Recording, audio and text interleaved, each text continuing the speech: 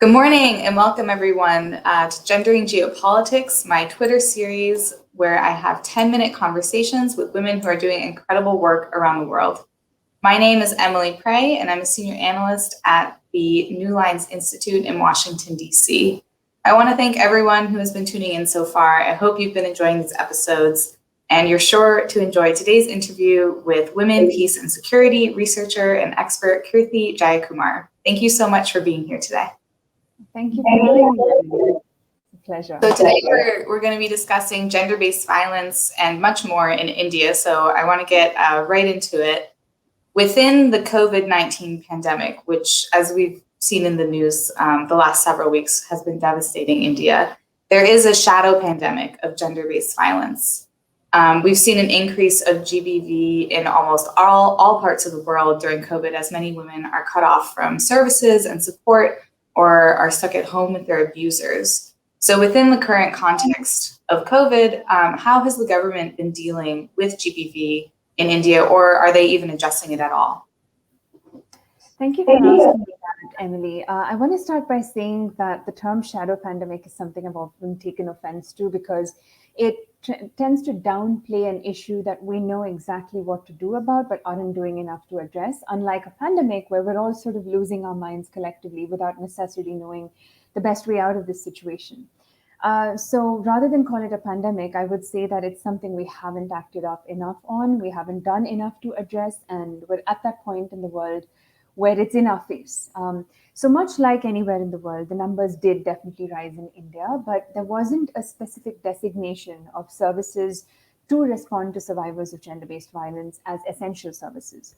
So when we went under lockdown first early last year in March, and it was a super tight lockdown, I think it was one of the harshest lockdowns in the world, survivors didn't have a way out. They had absolutely no way to go out. And the slogans that we were listening to were stay home and stay safe, but home wasn't safe for so many survivors, be they women or non-binary people.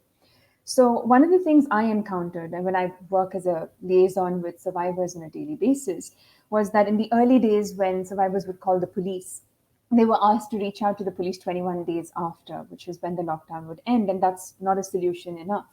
But across the board, as the lockdown started lifting, different sectors came together to provide support. So for instance, in a city called Pune, which is close to Mumbai, for those who aren't familiar, there was a mechanism where institutional quarantines were placed on the abuser, which meant that the person who was facing violence was not removed from her environment, but the abuser was taken out of the environment and then subject to either consequences of a penal nature if charges were pressed or otherwise. That was pretty interesting because it made sure that accountability was delivered and the survivor did not have to face the onus of figuring out where to go. In my city, there were several interventions that came up with the civil society stepping up, which was huge because when community steps up, they know the solutions that work for their levels. So bystander intervention became the norm in several different groups, and I found that really inspiring and interesting. While we did have a national mechanism come up in the form of a WhatsApp-based helpline with the National Commission on Women, it is what it is when you think about technology as a tool. It's a privileged tool. It's a tool that very few can access. They need to have the language and the means to do so, which meant that several of the country's women continued to face violence without recourse.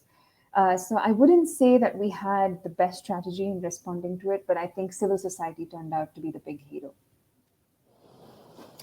I think that's a really important point that you made about the terminology of the shadow pandemic, and it's not something I've heard before, so thank you so much for bringing that up. What have been the costs of gender-based violence in India, not just the human costs, but also for the economy, for education? Sure. So I'm going to start with why also just sort of associating an economic cost tends to put me in a place of discomfort, very honestly, because it ties into the larger narrative of capitalism. We're not willing to acknowledge that something is a problem enough unless we're putting an economic figure on it, and which is what we're also doing with violence against women. But this is not to mean that it doesn't have a cost, right? We see that several parts of the world we're also erasing potential that could be achieved. We're also erasing several possibilities. We're also canceling certain lives before they actually see reality. And the UN Women actually has I think, put down a statistic for India saying that an Indian woman can lose on average 5 paid work days for each incident of intimate partner violence that she faces, which means that on average, she could lose 25% of her salary each time an incident of violence happens. The group called Every Woman Treaty actually has documented research which puts the cost at $1,200 per woman per year. And the response to that is, that is the investments that governments are putting in to respond to violence against women, is anywhere between 10 and 11 cents per woman per year, which is such a huge disparity. So I think the human cost is something I would like to center, because if you look at every name and every face that faces violence, you stop seeing them as a statistic, you stop seeing them as a number, and therefore something that can be forgotten. If you see the human face for it, you want to step up and address it. I do feel the frustration of having to put numbers on humans and to use statistics and percentages to make people care. And unfortunately, that is the world that we live in. So you have done some amazing work fighting GBV. And so how can we harness technology to combat GBV?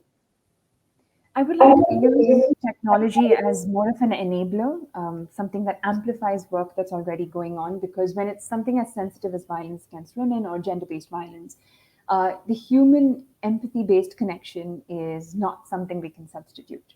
So one other thing we also have to remember is that technology, again, is a tool for the privileged, those that can access the resources, the hardware, the language, the connectivity, really, to be able to get onto technology.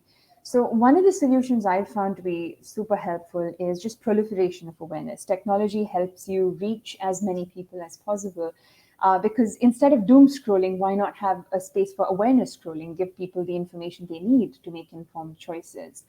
A second way for that to also translate to the last mile is if we could also act as responsible liaisons. So if we're recipients of information that can save our lives or that has the potential to deter danger from manifesting in our lives, why not let that translate? Why not become people who can purvey that information to those that haven't access to it? So I would see technology as something that has an opportunity to amplify existing work, but I don't see that technology itself could be a solution to gender-based violence, given that with artificial intelligence that is also heavily gendered. I mean, you have instances where women have been denied loans because an artificial intelligence chatbot just decided gender was a criterion to decide who's creditworthy enough. So as long as we have those problems in the way we handle technology as a public space, I don't see that as a solution per se. Looking domestically as well as internationally, how has India engaged in and implemented the Women, Peace and Security agenda, and what more can it do? So India does not have a formal national action plan, which is what we usually understand as the means to implement the Women, Peace, Security agenda, which is not to mean that it hasn't done some of the important work within that, right? So we have a large number of women participating in the peacekeeping forces. In fact, I think India was the first country to offer an all-women peacekeeping unit, which went to Liberia in 2007. But on the surface, all of these things look like we're feminizing more spaces. But when you think about it, the larger theme is that militarization itself is antithetical to feminism. So you want to maybe look at ways to dismantle that, which is also largely what the overarching call of the Women, Peace, Security agenda is. In terms of really dealing with violence against women across the peacetime, wartime continuum, areas where there's violent extremism in India, we're still waiting for those results to really manifest. The political will that prevents implementation has been the biggest challenge on ground. And we have time for one more question. We've got so many today, so thank you. What would it look like for India to have a feminist foreign policy? I want to say to you that the Global South has always had feminist foreign policies. It's just that we didn't have the terminology or the hashtag to really go with it. If you look back at the country's history, women have played a seminal role in responding to colonialism back in the day. The Nupi Lands, which is a war that was led and carried out by women to oppose colonialism and to stand for the lands that were their own in the northeast of India during the early days of the British and their arrival in India, is a part that nobody learns about in history. indigenous women, both in India and across the global south and parts of the global north, continue to practice food sovereignty and engage in so many ways in maintaining feminist foreign policy. So if India was to have feminist foreign policy, I would just say it would harness the collective action that's gone on for so many years together, learn from the wisdom of all of these initiatives that have existed, and center the marginalized, but not without introspecting first, to really see what aspects of the Westphalian state order the Indian colonial, the colonial system has left here in India, and then find ways to dismantle that, and then move to an outward-looking foreign policy. That's a very short answer, but I think we covered it in time. Thank you so much for being here today, Kirthi. This was so educational, so interesting. I wish we had more time, but that is all we have for today. So thanks so much for joining me. Thank you for having me, Emily. It was a pleasure.